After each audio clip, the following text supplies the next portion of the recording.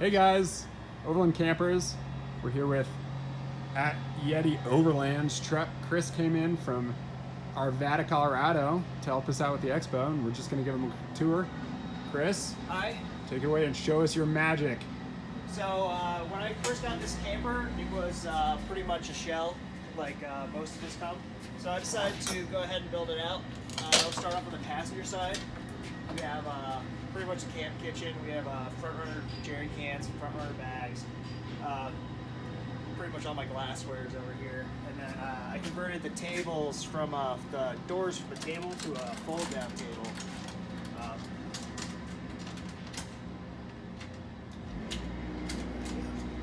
So this allows me to cook with my partner steel stove, and then have my my water tank come down, which makes it nice and easy to get a drink of water or put a base underneath it to clean it.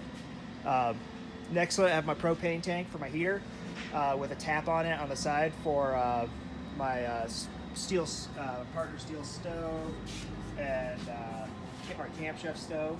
And then my Propex heater exhaust down here. Comes out.